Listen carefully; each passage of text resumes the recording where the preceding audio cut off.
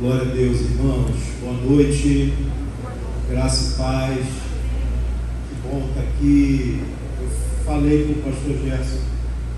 Meu Deus, ele falou, será que esse ano dá para você estar aqui? Eu sou já convocado. Você fala e eu só obedeço. Só o dia que você escolher, eu estou aí, né, à disposição, porque para mim, há alguns anos tem sido uma honra participar aqui dessa escola. Na verdade, eu nem entendo, não entendo por que Deus faz assim, né? Não sou e não me acho isso tudo, não, mas é uma conexão do coração, né? Parece que quando a gente se encontra, as nossas famílias, parece que a criança salta no ventre, né? Porque está gerando o mesmo propósito, né? Meu Deus, quando a pastora Regina começou a orar, eu falei, meu Deus, é esse ambiente que a gente precisa estar, precisa se mover. E eu creio que a igreja está sendo convocada e chamada nesses últimos dias, sabe, para entrar em lugares no reino do Espírito que ainda não entrou, para acessar lugares em Deus que ainda não acessou, porque Deus tem algo ainda maior para fazer no nosso meio, no meio da cidade, e aquilo que Ele deseja fazer na sua história, dentro do seu propósito, Ele vai cumprir em nome do Senhor Jesus. Independente de sistema, de pessoas, de homens, Ele é Deus, Ele segue soberano, e Ele ainda está no trono, e Ele ainda governa sobre tudo e sobre todos. Amém? Glória a Deus por isso. Eu estou com a minha amada e linda esposa, Aline Crespo, minha esposa amada. Sou casado com ela há 23 anos, né, amor? É isso? 23 e 24. Esse ano fazemos 24 anos, ano que vem, bodas de prata, né? Somos pais da Samara, a mais velha, que vai fazer 20 anos, e a Amandinha, a nossa querida, preciosa, princesinha, que vai fazer 11 anos daqui a pouco. Então, nós, pela graça de Deus, temos servido ao Senhor no Ministério Bevan, lá no Rio de Janeiro. Fica lá no bairro de Deodoro, na Vila Militar do Rio de Janeiro. Desceu no Brasil na saída 24 da Avenida 26, perdão, da Avenida Brasil. Você escorregou, caiu dentro da igreja. Então é bem fácil chegar lá, né? Eu falo com o meu pastor que a igreja lá é na beira da BR-101, e a Avenida Brasil também é BR-101. Então eu falei, a gente está conectado por uma BR, né? Por uma rodovia só, então uma benção. Amém. Glória a Deus, glória ao Senhor.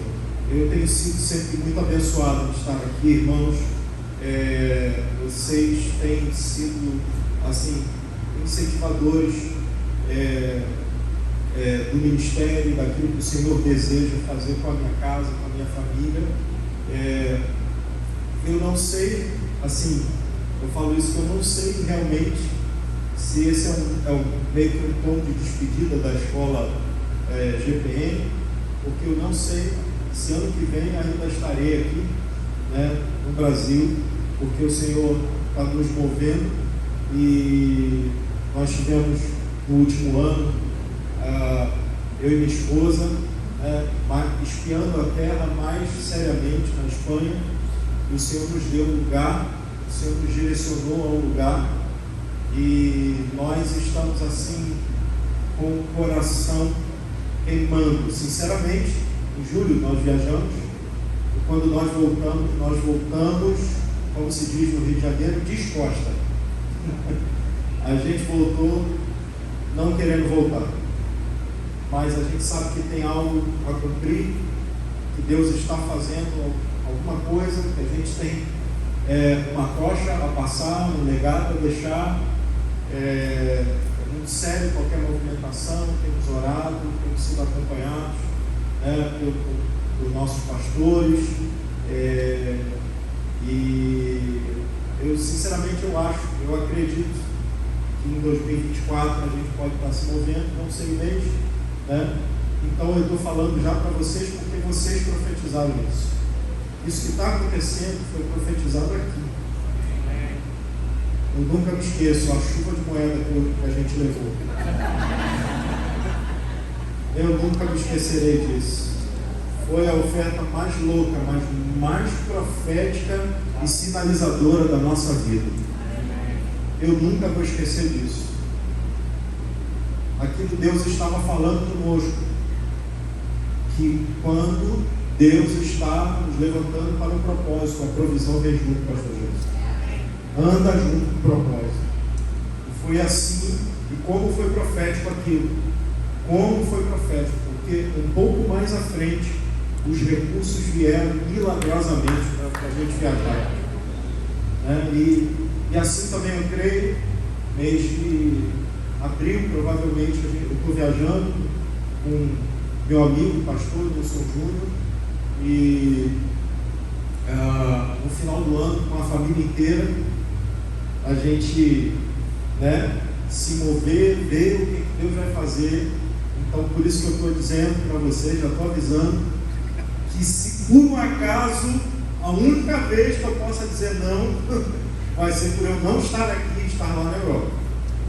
Mas vocês vão estar me cobrindo em oração, me cobrindo a minha família em oração em nome de Jesus. Amém? Amém? Então orem por mim, nos liberem para o propósito e casa a sua casa. Nos veo na Espanha, temprano, de pronto. Compreende? Então vamos lá. Entenda, tio. Amém. Eu quero ministrar nessa noite sobre o vaso e o poder do Evangelho. Abra sua Bíblia comigo, 2 Coríntios capítulo 4. 2 Coríntios capítulo 4.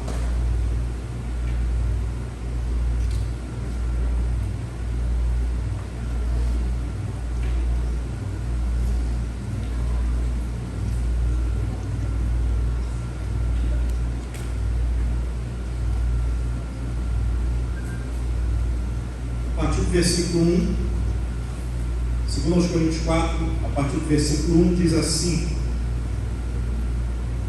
por isso, tendo este ministério, segundo a misericórdia que nos foi dada, não desanimamos.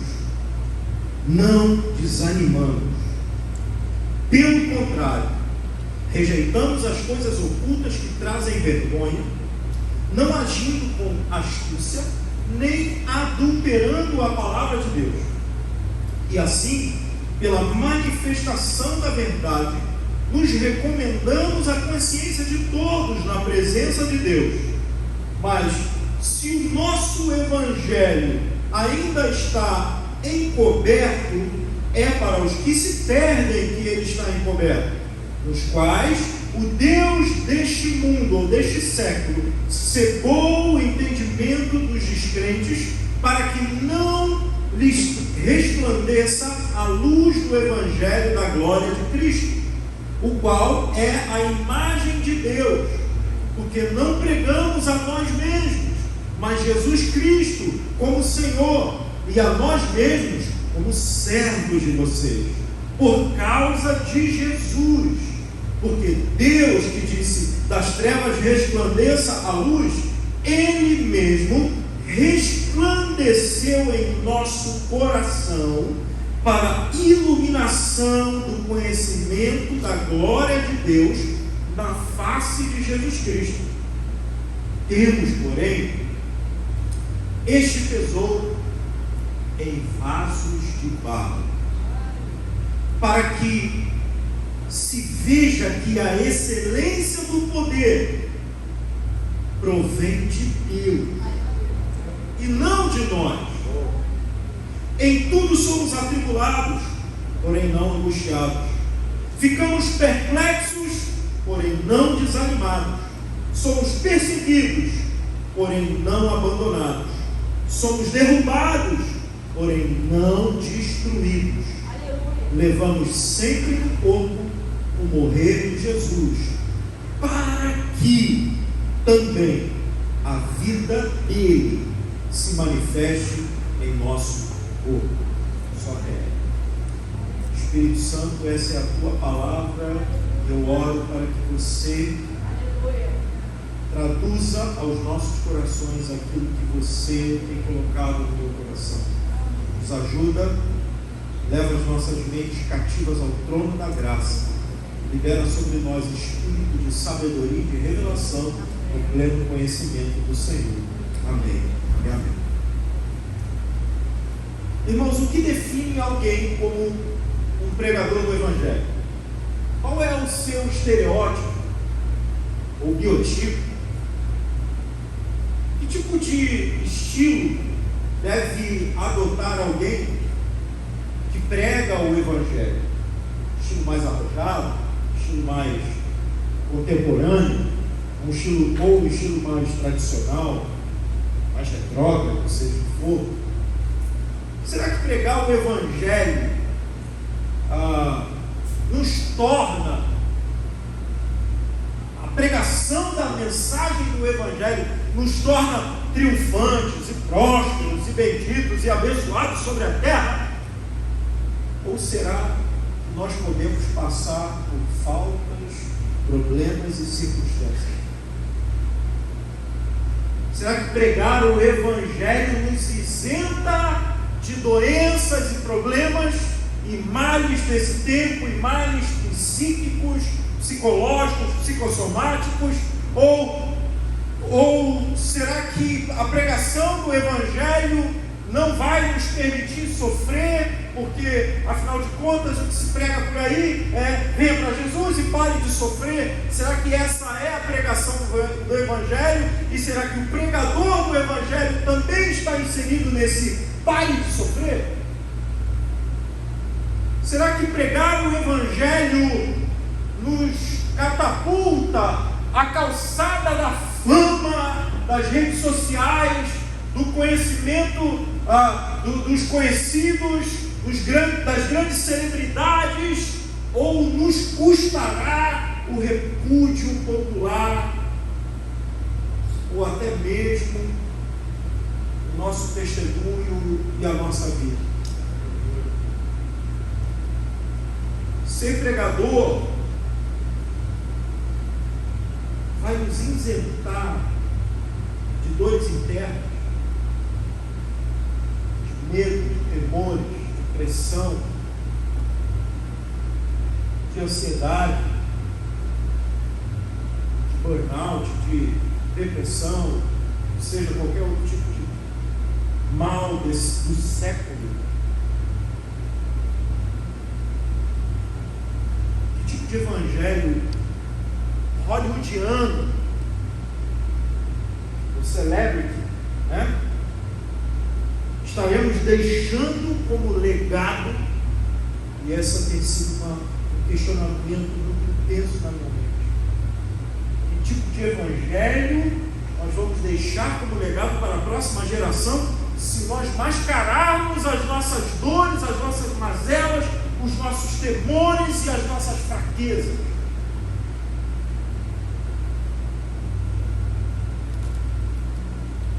O problema de Paulo aqui nesse texto é que ele está enfrentando temores, pressões, situações dificílimas no seu ministério, julgamento, afrontas, mentiras e tantas outras situações que ele jamais esperava passar. Pessoas inescrupulosas estavam pervertendo a mensagem do Evangelho, estavam falsificando a mensagem do Evangelho, adulterando a mensagem, misturando a mensagem com filosofias humanas, fazendo com que a mensagem genuína do Evangelho, pregada por Paulo e seus companheiros, fosse questionada, afrontada, menosprezada. 1 primeiro lugar, Paulo manda Tito, porque ele estava em Éfeso, naqueles 3 anos que ele passou em Éfeso, quando está ocorrendo o problema em Corinto, e ele manda Tito, seu discípulo, para lá, para resolver, manda por mar, e ele não se aguenta, ele vai na caminhada, ele segue por terra, uma passada mais lenta, mas ele não ouve falar de Tito, e aí de repente ele encontra com Tito em Filipos, e ele recebe a mensagem de Tito, que a igreja havia recebido a repreensão dele.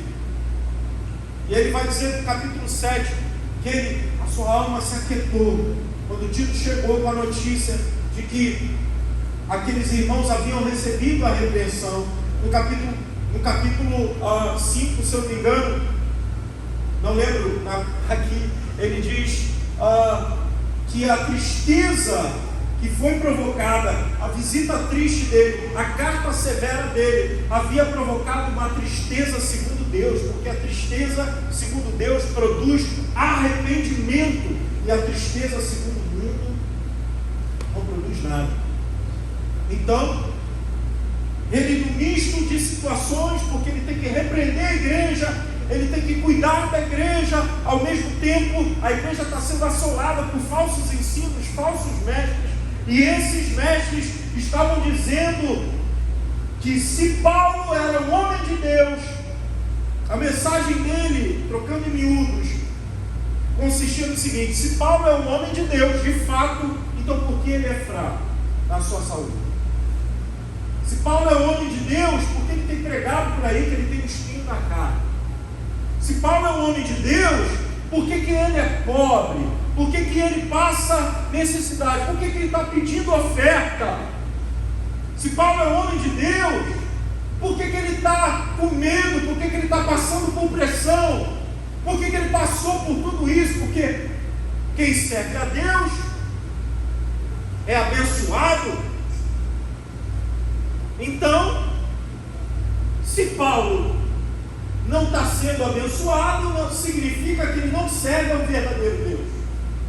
Se Paulo é fraco, significa que ele não serve ao verdadeiro Deus. Porque que Deus grande é esse que faz um grande apóstolo um homem pequeno, fraco, pobre e com tantos problemas? A questão é que a mensagem do Evangelho não tem a ver com a realidade desse mundo. A verdade é que a mensagem do Evangelho não vai jamais se misturar e tocar as realidades, as necessidades desse mundo, as aspirações desse mundo, os desejos desse mundo, a soberba da vida, a concupiscência da carne, a concupiscência dos olhos, que é a tríplice ação de Satanás.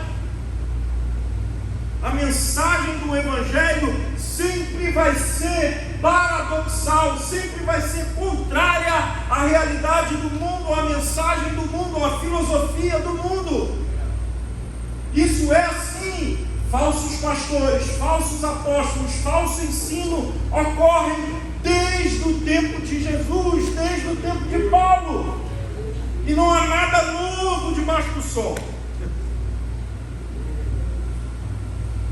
Ele está dizendo que aquelas pessoas estão sendo levadas pela mensagem desses falsos apóstolos, poderosos, super apóstolos. Em outro texto que chega a dizer isso, esses grandes homens, de aparência, estão sendo levados por essa mensagem, não pelo Evangelho verdadeiro. Por quê? Porque o Deus deste século cegou-lhes o entendimento, para que não lhes seja revelada, para que não seja iluminado o conhecimento da glória do Cristo. Isso é uma realidade. Porque o Evangelho, ele vai fazer uma coisa com você: ele vai te matar. Simples assim. O Evangelho, ele vai acabar com a tua raça.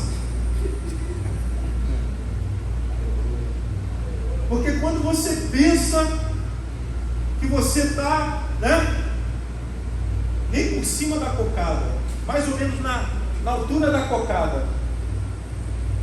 Cara, o Evangelho te dá uma rasteira e mostra que você nada é.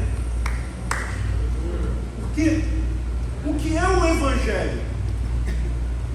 O Evangelho é: Deus nos criou para a sua glória, nós pecamos, nós ferimos o coração de Deus, nós o traímos, nós adulteramos, nós pecamos, nós somos depravados.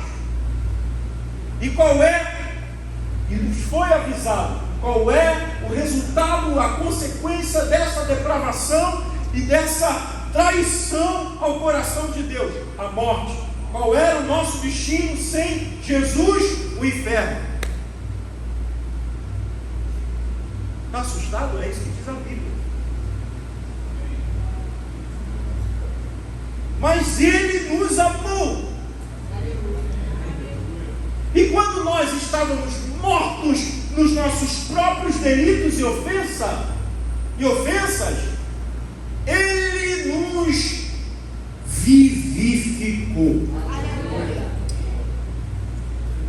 E aí Paulo vai dizer: pela graça somos salvos, mediante a fé. E isso não vem de vós, de nós, para que ninguém se glorie, mas vem de Deus.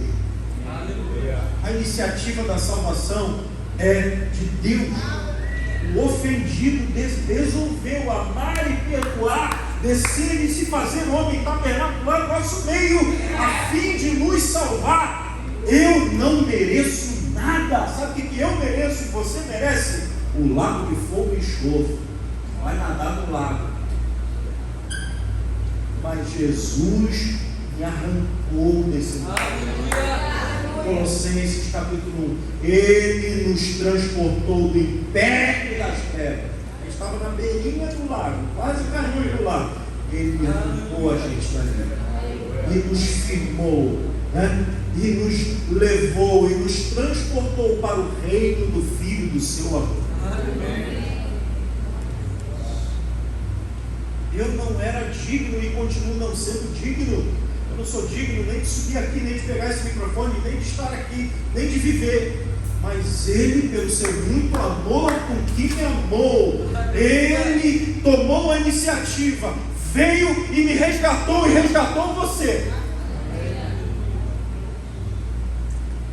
E Ele está trabalhando para cumprir o seu propósito. Ele deseja ter comunhão conosco plena. O Evangelho é a ponte que ocorre de Gênesis 1 e 2 até Apocalipse 21 e 22. Tudo que acontece ali, de Gênesis 3 até Apocalipse 20, é o Evangelho. Deus está nos levando para um lugar onde Jesus entregará o seu reino a seu Deus e Pai. E Ele virá, Apocalipse 21, Ele tocará a terra. Aleluia. E Ele estará conosco. É sério. Apocalipse 21, você precisa ler. Ele vem. Ele vem. E a sua comunhão conosco será plena. E enquanto isso, eu que não era digno, eu que só era digno de morte e do inferno, Ele me resgata desse lugar. Não porque eu tenha alguma coisa, não porque eu tenha feito alguma coisa, não porque eu tenha merecido qualquer coisa. Ele simplesmente pagou o preço da minha morte. Ele simplesmente redimiu a minha morte, pagando o preço do seu sangue, o seu corpo, na cruz do Calvário. Rasgou o escrito de dívida que me era contrário, expôs os principados e potestades, e disse: ele era escravo do pecado, mas agora ele é meu. Ele é meu escravo? Você não entendeu. Eu o adotei. Ele é meu filho. Aleluia. Você acha que você merece isso?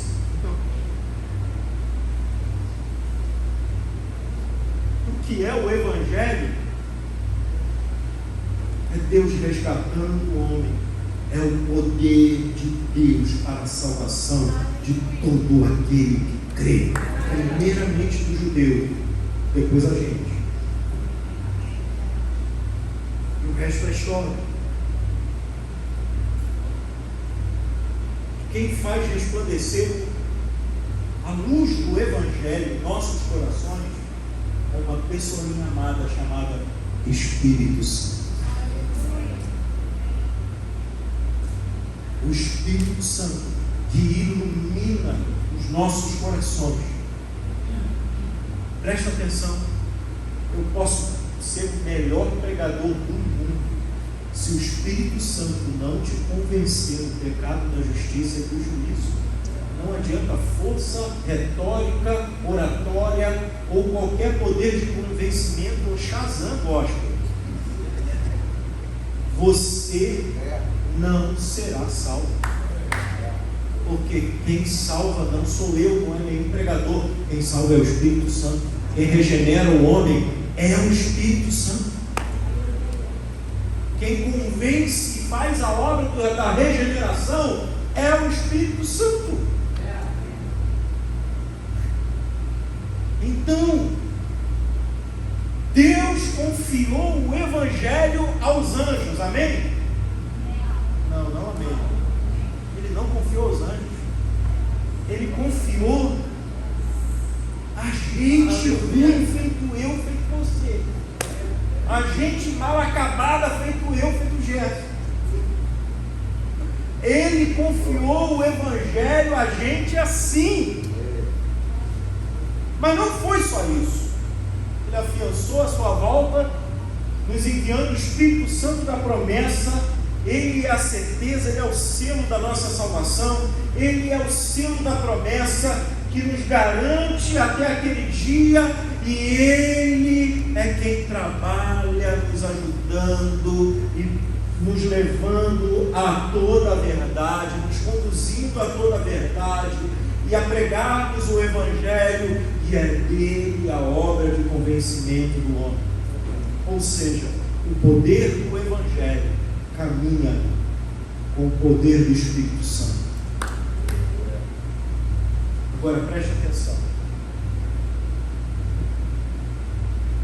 Ele diz que a iluminação do conhecimento da glória de Deus, que é a obra do Espírito Santo, ela só é feita pelo próprio Espírito. Deus faz isso através do seu Espírito. Ilumina o conhecimento da glória de Deus. Eu fiquei pensando nisso, eu falei, já vi isso em algum lugar.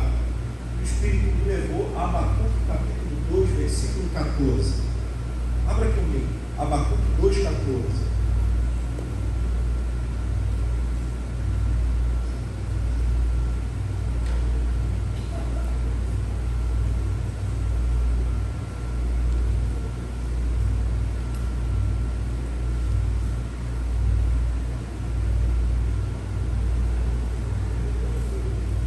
Diz, porque São Gonçalo se encherá do conhecimento da glória de Deus, assim como as águas cobrem o mar. Amém?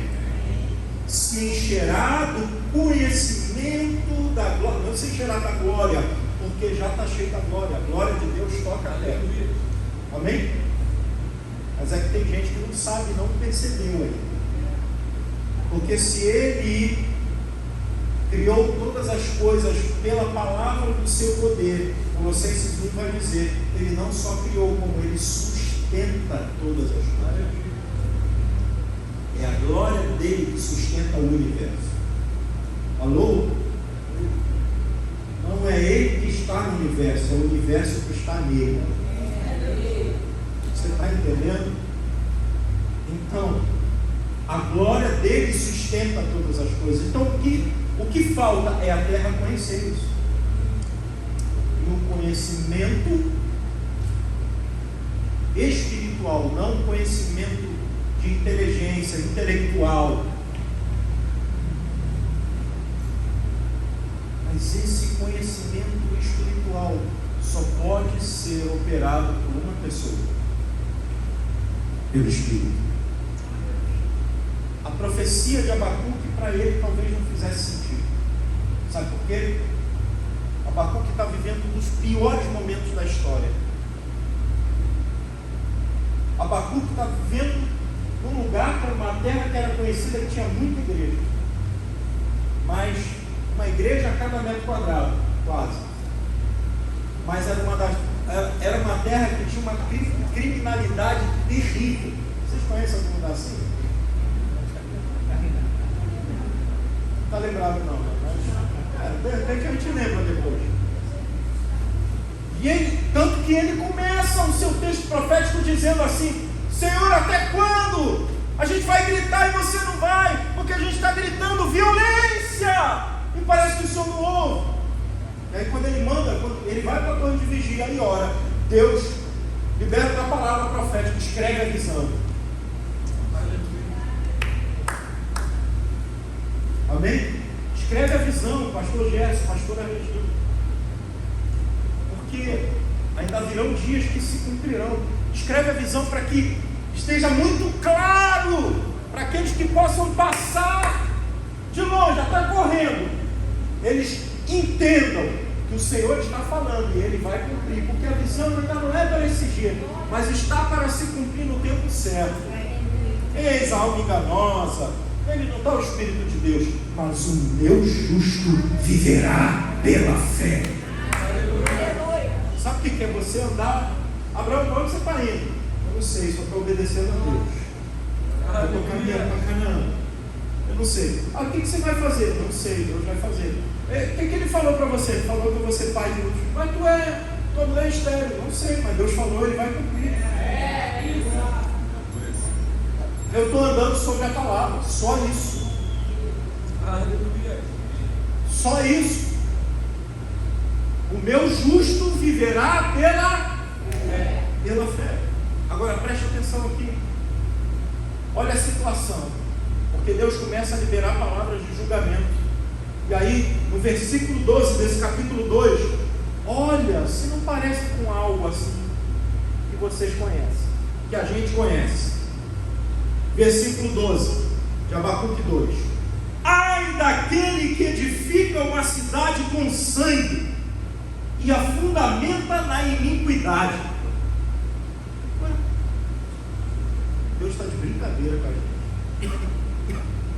Mas é a gente se submeter à soberania de Deus. Olha o versículo 13: será que não é a vontade do Senhor dos exércitos que os povos trabalhem para o fogo e que as nações se fatiguem em vão? Sabe o que está acontecendo?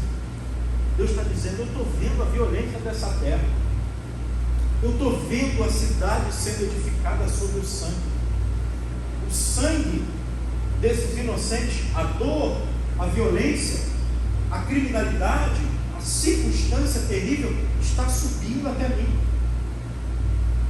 Mas vocês acham que eu não estou vendo, vocês pensam que eu não estou cuidando, mas eu digo: ai daqueles que edificam essa cidade sobre o sangue, e que edificam essa cidade sobre fundamentam na iniquidade.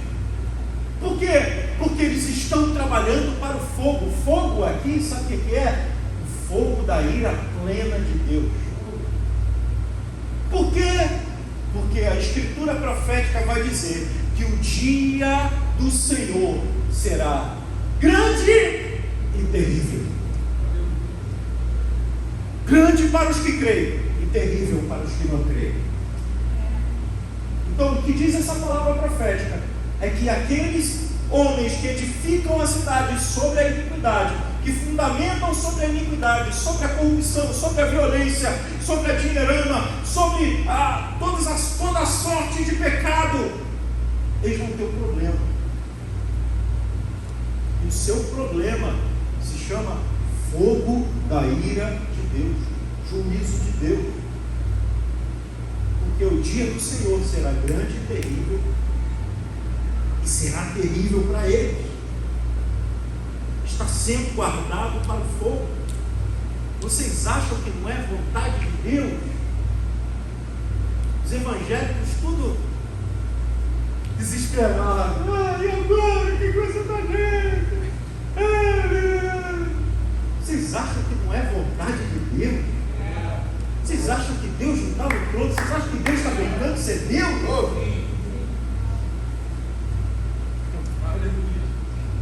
Vocês não estão entendendo que as nações estão trabalhando em fadigas? Aleluia! Não é nada, do fogo. Eles estão achando que estão prosperando, estão achando que estão arrebentando. Mas o fim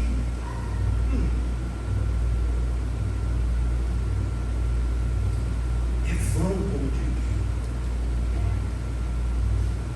Mas no meio disso tudo, olha a promessa, olha a profecia, em que as nações estão trabalhando. A gente está olhando para o cenário das nações. Eu gosto de acompanhar geopolítica. Eu sou bem doido, né? Às vezes eu distraio minha esposa. Você é doido, cara. Amor, eu preciso distrair um pouquinho. Eu começo a assistir vídeo de geopolítica, como é que está a situação, né, no mundo, na Europa, na Ásia e tal, estudar a história dos países, das nações. É coisa de meio de nerd, né? Aí a gente fica vendo isso e a gente às vezes fica assim, pastor Gerson, fica assim, meu Deus, olha aqui, ó, olha os sinais, olha as coisas acontecendo. Gente, eu creio que Jesus em breve vem. E eu preciso trabalhar para abreviar a sua vinda. Amém? Amém. O meu trabalho é abreviar a sua vinda. E se o meu trabalho é abreviar a sua vinda, se essa terra que nós conhecemos, do jeito que estamos conhecendo, ela está sendo preparada, como diz o apóstolo Pedro, para o fogo. Oi. Você lê a Bíblia? Ela está preparada para o fogo e caminha claramente para isso. Eu preciso olhar para os céus e me alegrar, porque o meu rei está voltando. As pessoas perguntam: você é de direita, de esquerda, de centro, de meio esquerda? Parece jogo de futebol, né? Ponta direita, ponta esquerda, meio esquerda, meio direita, meio... É um negócio, cara, do alto, da onde que você é, irmão. Você sabe qual é o sistema que eu amo e que eu sigo? É o meu rei, é a monarquia do meu rei. Ele virá e governará essa terra com seu cetro de justiça. Ele vai tocar as nações, os reis da terra se prostrarão aos seus pés. Todo joelho se dobrará e toda língua confessará que Jesus Cristo é o Senhor, para a glória de Deus Pai. Você pensa na moral que o cheiroso tem, falando do nosso Gonçalves. É isso, irmão. Então,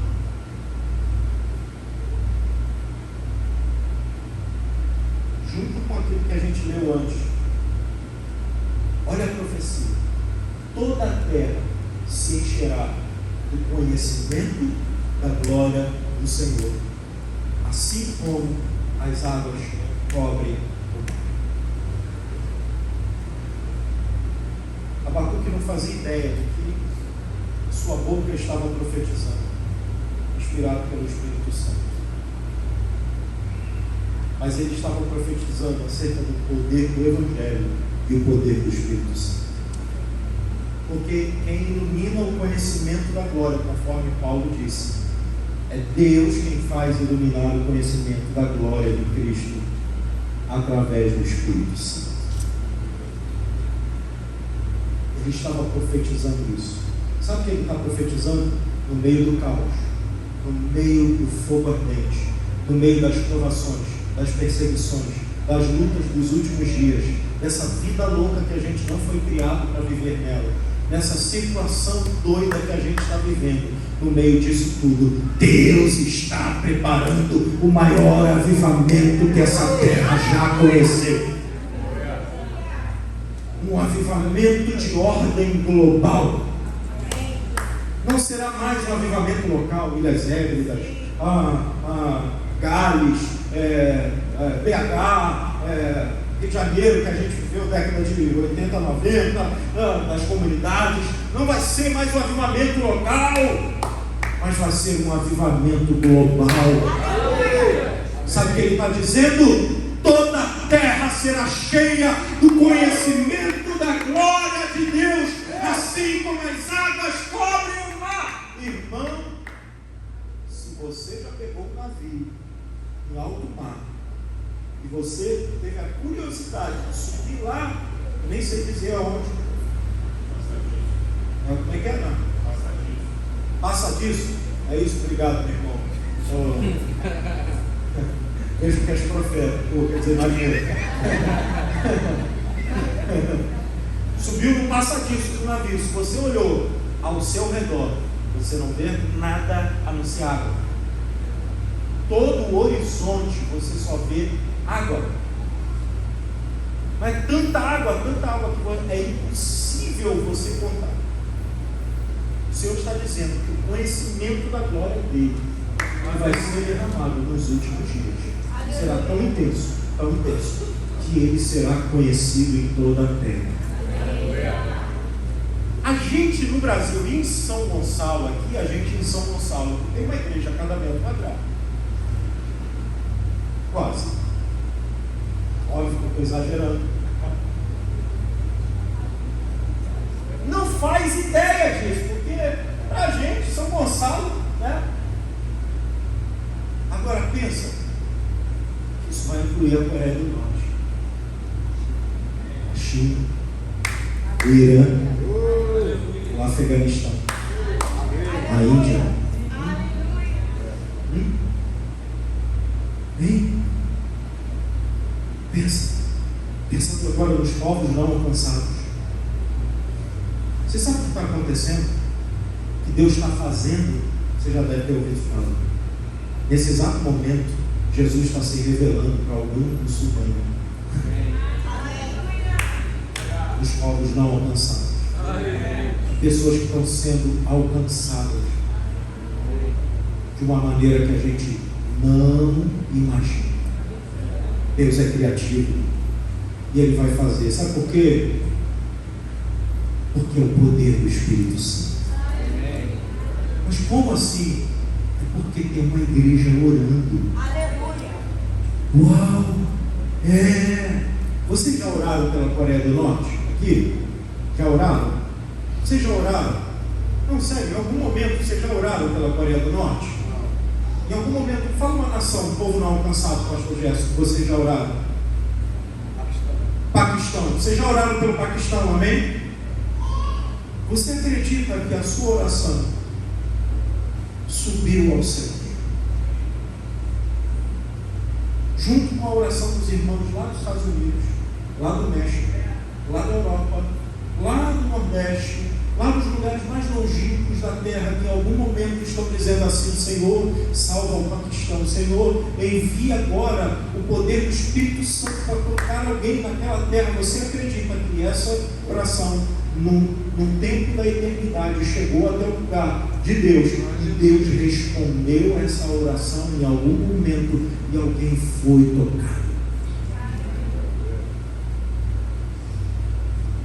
Porque o poder de Deus é inimaginável, incontável, ilimitado. Agora, o que tem a ver o vaso? Diz para a pessoa que está do lado: e tu, vaso? Você vê que eu tenho postado, né? E vaso?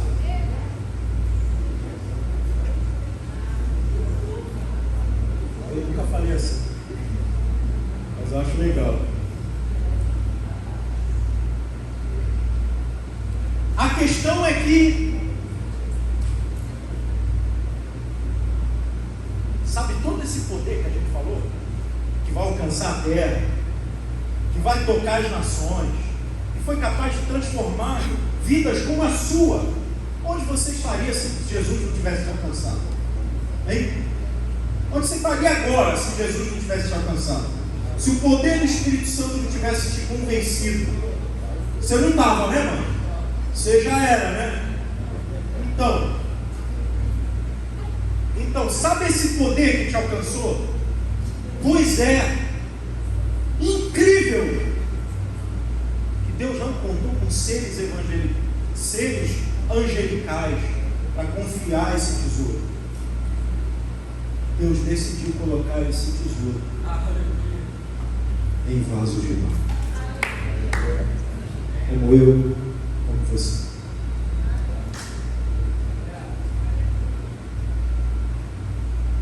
Esse poder que é capaz de transformar o mundo, mudar a história de nações como já mudou, mudar a história, transformar nações, transformar vidas, tocar profundamente histórias e nações. Esse poder Deus decidiu colocar em vaso, como eu e você.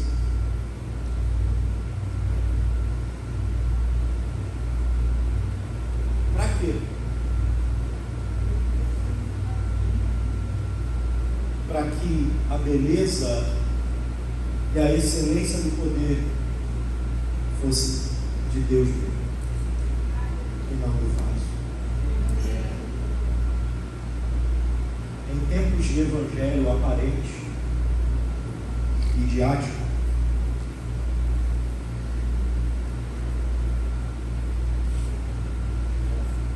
em tempos de evangelho diluído, em que se reconhece gente como sendo de Deus por causa dos likes,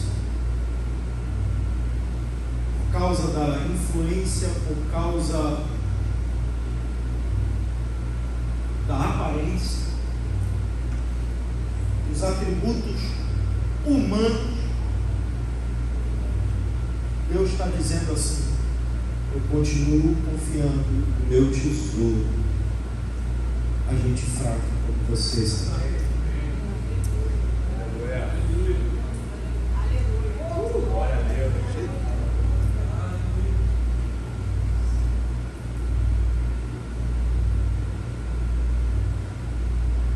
Você confiaria? Pensa no tesouro que você tem. Tem maior tesouro da terra, da esposa, das filhas. Mas pensa mesmo, sei lá, minha aliança, né? Algo de valor que você tenha na sua casa. Suponhamos que você tem que partir para uma terra e você precisa deixar o seu tesouro com alguém. Você confiaria esse tesouro a um assaltante? A um traficante? A uma pessoa que vive na rua, em situação de rua?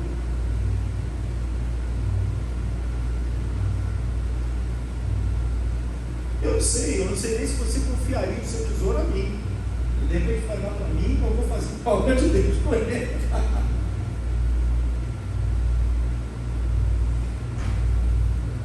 Deus confiou o seu maior tesouro a gente incompetente, a gente pecadora, penetrando, a gente falha, frágil, fraca, como eu, como Paulo. O que Paulo está dizendo aqui, como contraponto àqueles que diziam que eles são os tais, Paulo está dizendo Deus decidiu confiar esse tesouro a gente fraca como eu. Aliás, o próprio Senhor quando decidiu vir salvar o homem, ele se apequenou e se fez homem. Ele se transformou numa criatura, o Criador se fazendo criatura, o Deus se fazendo homem, tabernaculou, armou a sua tenda entre nós, e nós vimos a sua glória. Aleluia.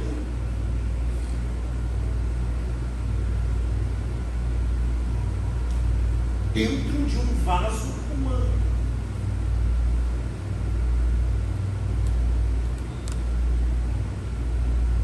Como pode Deus confiar tamanho poder? Vocês acham que os líderes das nações têm poder? Vocês temem o poder de Vladimir Putin? Vocês temem o poder de Joe Biden? Vocês temem o poder de Lula? Vocês temem o poder de Maduro? Vocês temem o poder Champin, né? Não sei falar o nome desses negócios aí. É Chin-Chen, sei lá, esse negócio aí.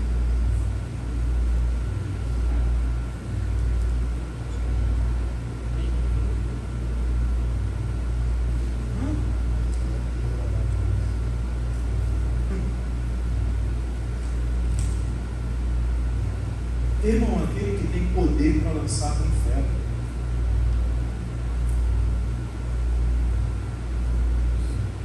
Ele segue poderoso. E é ele que nós somos chamados a temer. Agora tu imagine que esse poder que esses caras dizem ter não chega nem um milésimo de distância do poder que Deus depositou dentro de você.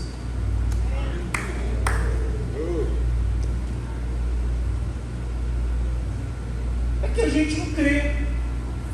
Mas pensa os apóstolos. Lembra do caso Ananias e Safira?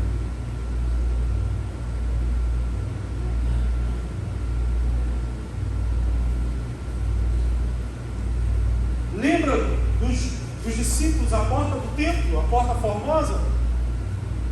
Me dá o dinheiro, não tenho ouro nem prata, mas o que eu tenho eu te dou. Em nome de Jesus Cristo Nazareno, levanta e anda.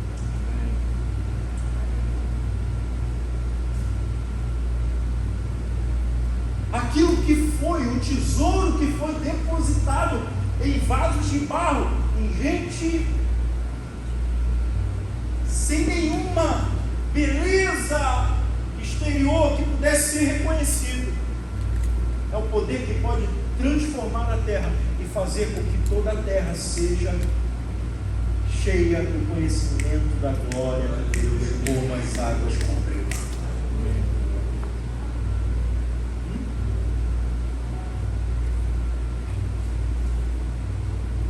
E é por isso que Paulo vai dizer: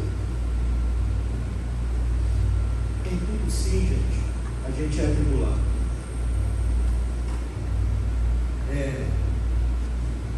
Segura a onda, vaso, porque tu vai ser atribulado. E essa palavra atribulado é a palavra pressionado. Alguém tem se sentido pressionado aqui?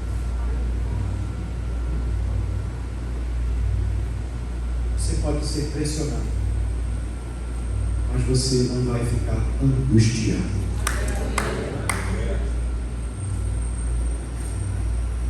Nós também podemos ficar perplexos. Eu olho para a situação ao meu redor. Meu Deus,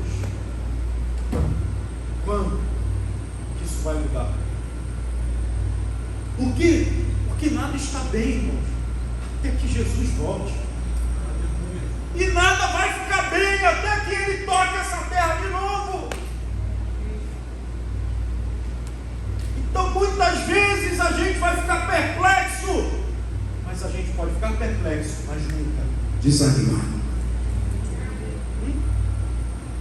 Nunca. Podemos ser até perseguidos.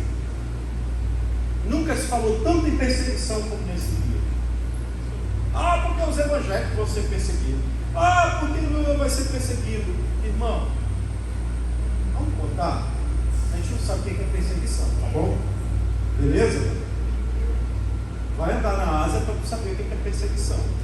E na África, né, pastor Jefferson? Tu não sabe o que é perseguição, a gente não sabe. Mas tudo bem, vamos contar que vai rolar uma perseguição aqui, tomara que role mesmo, para que os fiéis se apresentem. Não é verdade? Os meia-boca vão ficar, né? Os eúticos e os em cima do muro vão ter um probleminha aí, vão ter que se posicionar, né? Então, nós podemos ser perseguidos, mas nós nunca seremos desamparados. Ele prometeu que estaria conosco todos os dias até a consumação dos séculos. Sabe aquele irmão que está lá no campo de concentração agora, na Coreia do Norte? Eu conheci em novembro, pastor Gerson, Congresso Brasileiro de Missões de Águas de Mindoro. Não podia ser filmado, não podia ser fotografado, toda a transmissão parou, todas as câmeras desligadas, todos os celulares desligados, salão de 2.000 pessoas, um pastor da Coreia do Norte, um homem que aceitou a Cristo no campo de concentração, fugiu, foi se preparar, se tornou pastor, estava se preparando para voltar para a Coreia do Norte e pregar o Evangelho para aqueles irmãos. Sabe o que vai acontecer com ele?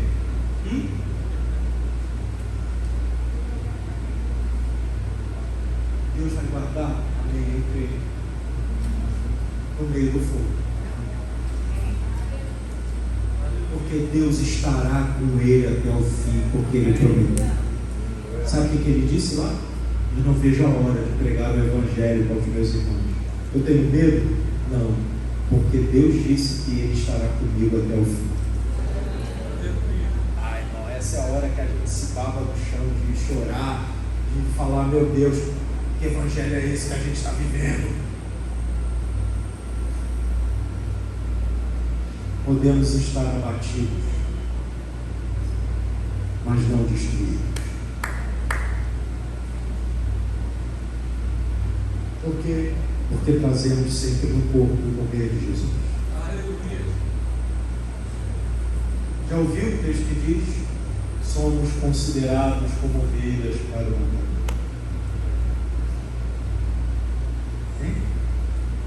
E a gente acha que a vitória do Deus desse século é a morte. Eles vão matar a gente, eles ganharam. Tadinho. Ele não sabe o que lhe espera. A morte não sabe o que lhe espera. Porque vai ter um dia que a morte vai morrer. E naquele dia se dirá: onde está a morte, ó, a tua vitória? Onde está a morte, o teu aguilhão? Porque o aguilhão da morte é o pecado, e a força do pecado é a lei. Mas graças a Deus que nos dá a vitória por meio de nosso Senhor e Salvador Jesus Cristo.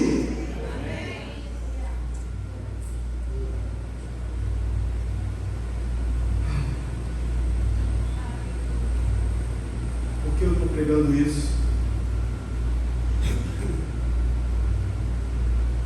Porque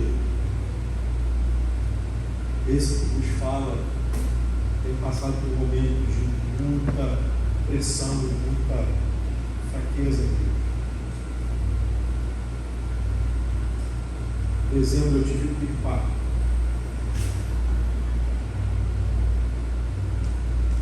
Falei para minha esposa: eu não quero voltar para a igreja, eu não quero ver crente, nem piripaque na minha frente. Eu não quero pregar. Eu não estou suportando. Para mim não dá. Eu não aguento mais. Sabe aquele lancezinho que muita gente está falando nos últimos dias, chamado burnout? Pois é, foi mais ou menos isso. Comecei a querer ficar deprimido, fraco. E agora, o pastor Gerson me convidou para pregar. Eu pensei em pegar o telefone e ligar para ele. Dizer, Senhor, dizer para ele, meu amigo, eu não tenho condição de pregar. Conversar com amigos, falar para eu descansar, para tirar um tempo de descanso. Mas aí eu tinha as primícias lá na nossa congregação, 7 dias. E eu havia dito que eu ia pregar pelo menos uns 4 dias.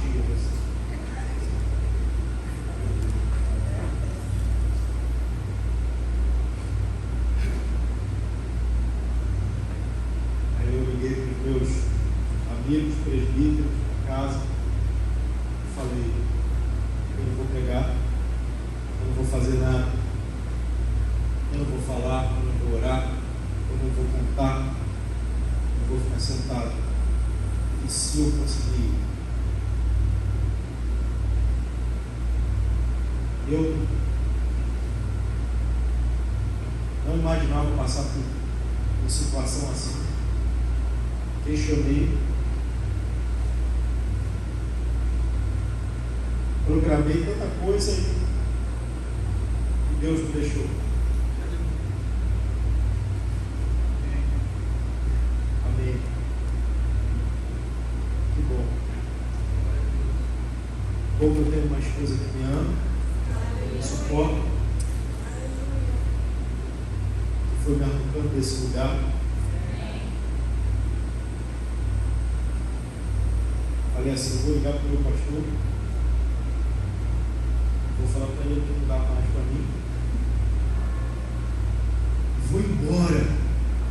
Vou embora logo para a Espanha. Pensa. E no auge dessa loucura, eu falei assim,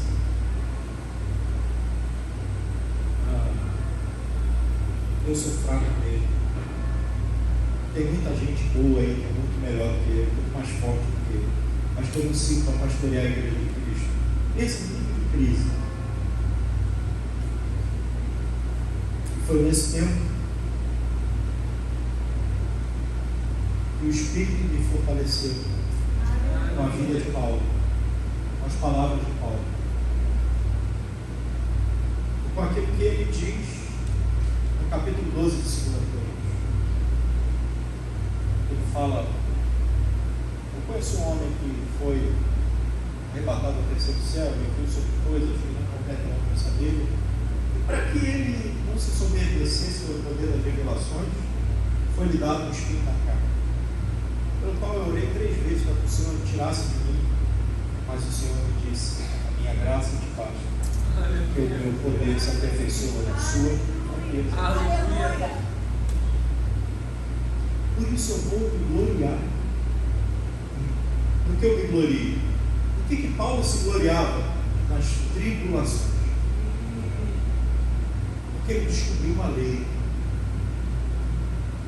Quando ele era forte, ou seja, se achava forte, ele era muito fraco. Mas quando ele era fraco, aí é que ele era forte. Senhor, como o Senhor pode confiar algo tão poderoso, a gente sujeita a males desse tempo, a situações desse tempo. É que o Evangelho não depende de você, cabeça.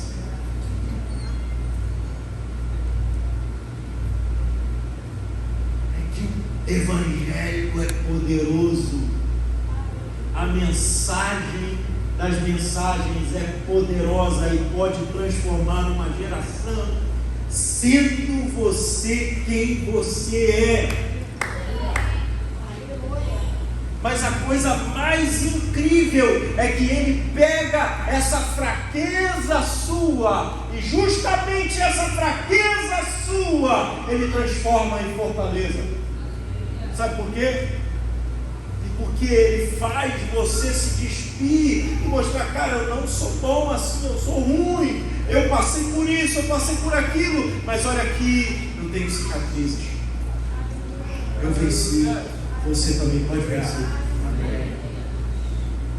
Eu ainda tenho fraquezas, eu ainda tenho debilidades, e eu sei que você também tem. Então vamos juntos, irmão, vamos juntos, uns aos outros, é o Evangelho verdadeiro, vamos juntos, porque no final das contas, quem vai transformar essa terra é o poder do Evangelho e a ação do Espírito Santo. Do poder do Espírito Santo não depende de você estar bem ou não, não tem a ver com a sua posição, não tem a ver com o seu status, não tem a ver da forma que você está, não tem a ver com aquilo que você está apresentando agora, não tem a ver com a sua saúde, não tem a ver com a sua situação psíquica, psicológica, não tem a ver com isso.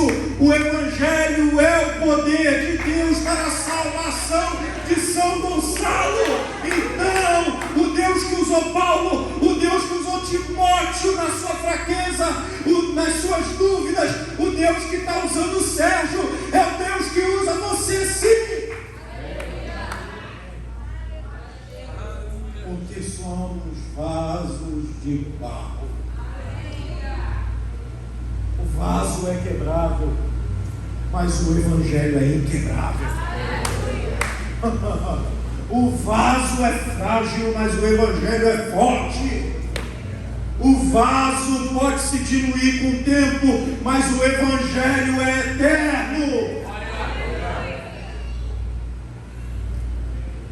Não é sobre o vaso, é sobre o Evangelho. Então, irmão, saiba que se o poder dele se aperfeiçoar hoje na sua fraqueza,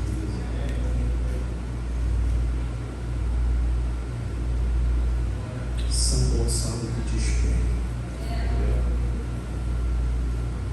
Fica de pé comigo.